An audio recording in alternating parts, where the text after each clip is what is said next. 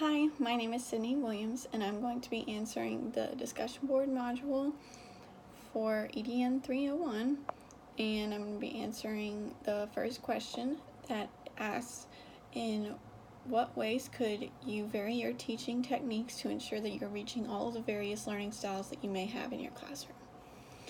So to make sure that I'm teaching in a variety of ways to help a bunch of learning styles, I can change every lesson to be a different learning style. I can make different parts of the lessons vary as well, and I would want to make sure that I have hands-on learning, visual, hearing, so that all kinds of learning is addressed, and it helps different students. I can give the students different opportunities to choose the way they learn, and I would also want to make sure that they're learning individually, with partners, with groups, as a whole group, and so they're learning in different settings and in different ways.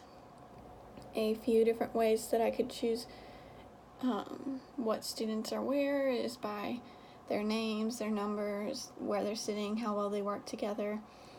I would want to pair them up by their learning styles and by their level of what they're learning is at. I would want to create stations for the children to go through on their own. I would allow the students to choose how the lesson goes and do an assessment to see how the students learn best, so that I can know where to put them and what to do throughout the lesson. Then I'm going to be answering a second question. This question is, what graphic organizers could I use to present concepts in my subject area of teaching? How do graphic organizers work for children? A graphic organizer could be a bubble map or something similar, a way for students to share their thoughts, or a story map for stories, or even a KWL chart for a whole lesson to take notes from, like in science or something. Graphic organizers work so that students can write out what they're thinking, so it's on paper, and they don't forget, and then so other people and students can see what their thoughts were. Graphic organizers can be fun, different, and great ways for students to stay organized while taking notes and writing down their thoughts during a lesson. They can also be great ways for students to review what was taught and what they learned and what they didn't know and what they know now.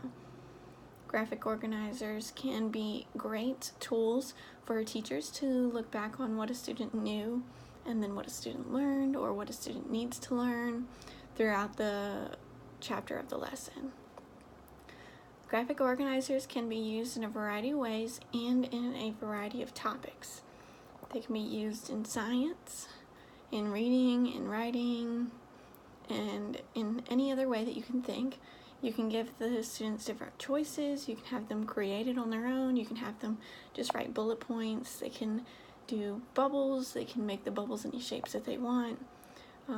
Graphic organizers are a great way to give students freedom or to have very structured note setting.